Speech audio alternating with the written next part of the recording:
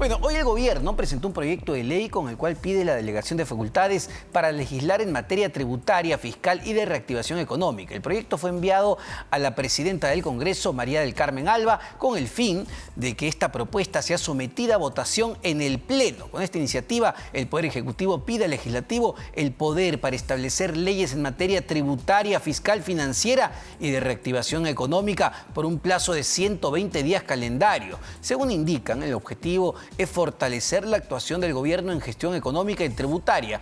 Y dice lo siguiente, textual: para contribuir al cierre de brechas sociales prioritarias para el acceso a los programas y o a servicios públicos que brinda el Estado. En materia tributaria se plantea aumentar la recaudación de impuestos ampliando la base tributaria, modificando tasas impositivas, simplificando los procesos de control y recaudación y la racionalización de beneficios tributarios. Antes de esto, insisto, va a ser clave que la presidenta del Consejo de Ministros, Mirta Vázquez, obtenga el voto de confianza en las diferentes bancadas. Algo que, por aritmética simple, parecía más o menos descartado ya hasta hace pocos días. Bueno, después de las declaraciones del presidente de estatizar o nacionalizar Camisea, no sabemos si vaya a cambiar la voluntad de los congresistas y a ver cómo también esto termina afectando justamente este pedido de facultades. Para conversar sobre este tema, estamos ya conectados con Luis Arias Minaya, ex jefe de la SUNAT. Señor Luis Arias Minaya, ¿cómo está? Muy buenas tardes. Muy buenas tardes. Bueno, en principio, no sé si ha podido revisar el documento ya enviado al Congreso de la República. ¿Qué es lo que está pidiendo el Ejecutivo? ¿Qué es lo que quiere cambiar el gobierno de Pedro Castillo en materia de impuestos? Sí lo he podido revisar. Lo que hay que tener en cuenta es que en el Perú, en nuestro país, la presión tributaria, es decir, la recaudación de impuestos es bastante baja. Somos de los países que recaudan menos, estamos en la cola de América Latina.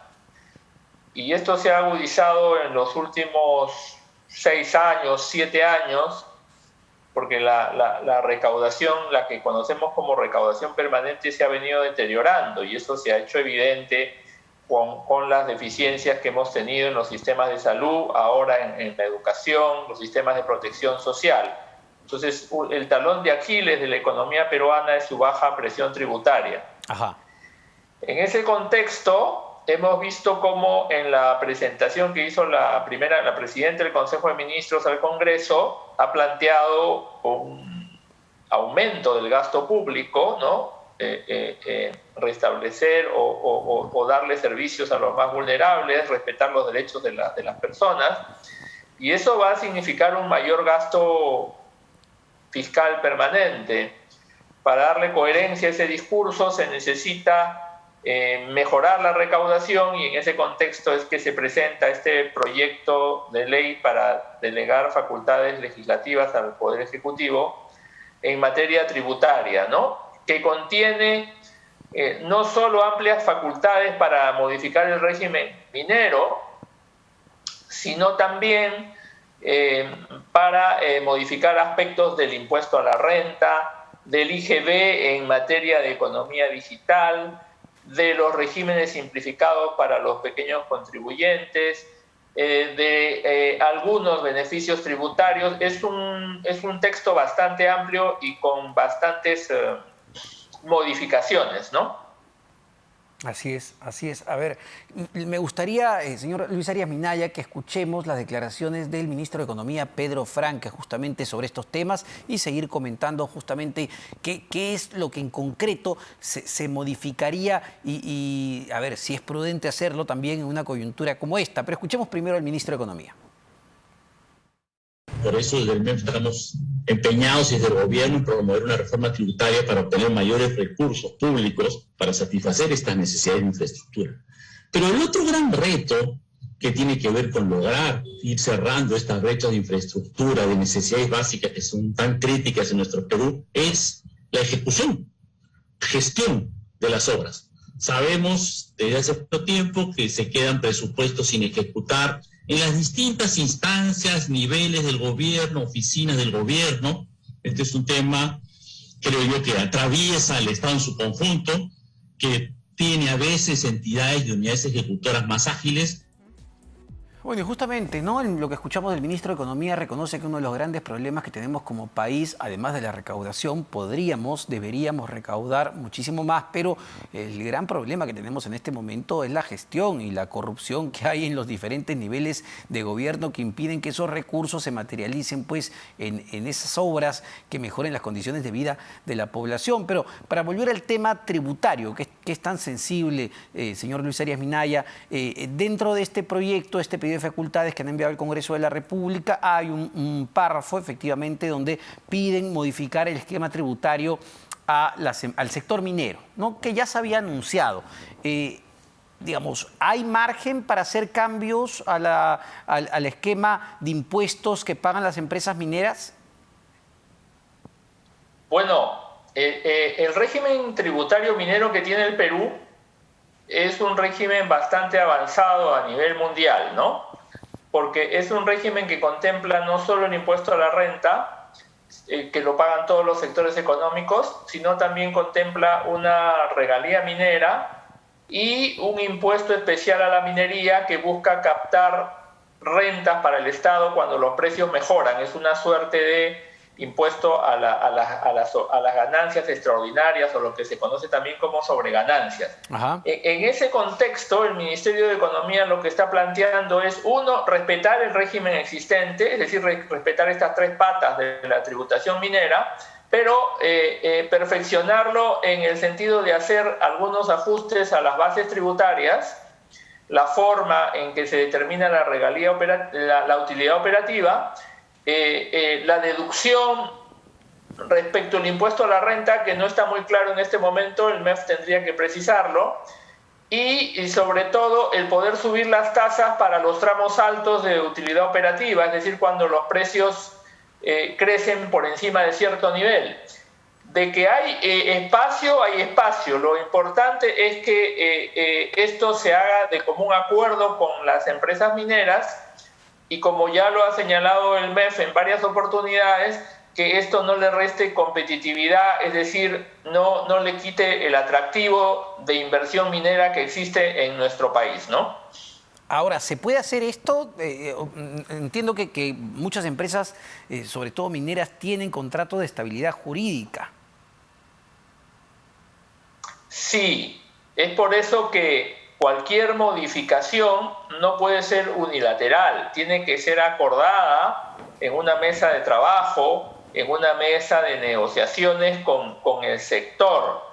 Esto se hizo ya en el año 2011, en el acuerdo minero, en donde se creó el esquema, la arquitectura que existe actualmente.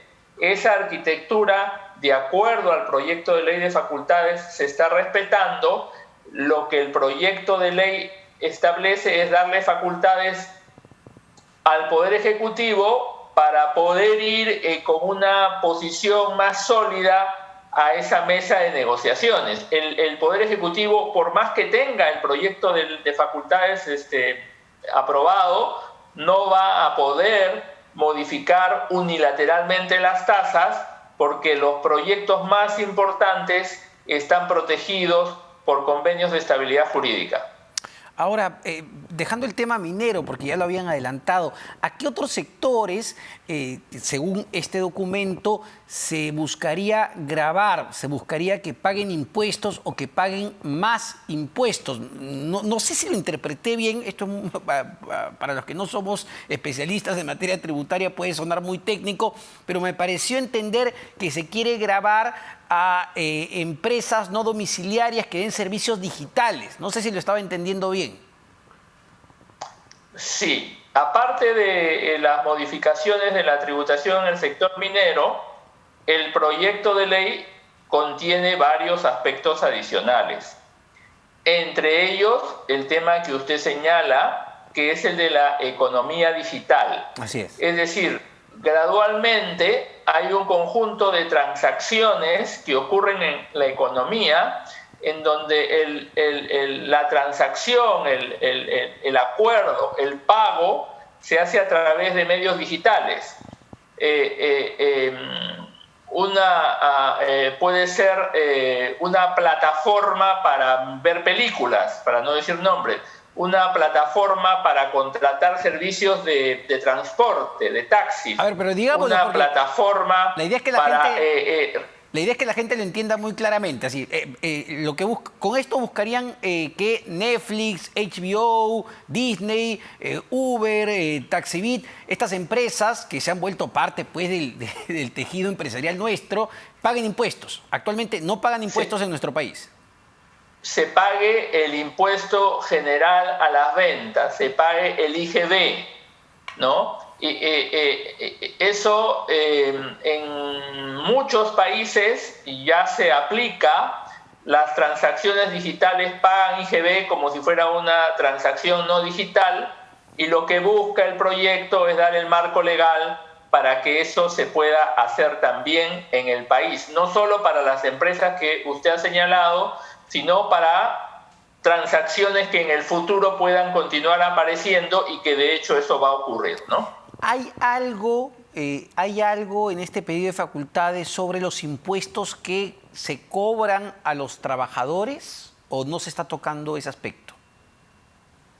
No, el proyecto de ley de delegación de facultades no está tocando el tema de las rentas de la gran mayoría de trabajadores. Cabe señalar una excepción. Hay una deducción cuando los trabajadores independientes prestan servicios, emiten un recibo de honorarios. Exacto. Actualmente ellos tributan no sobre el 100% de los ingresos, sino sobre el 80% de los ingresos, ¿no? Entonces, esa deducción del 20% sí se está incluyendo en el proyecto de ley de facultades, probablemente para que haya una reducción, es decir, para que se tribute no sobre el 80%, sino sobre un porcentaje mayor. Ajá. Ahora, pero esto afecta a los trabajadores que prestan sus servicios de manera independiente.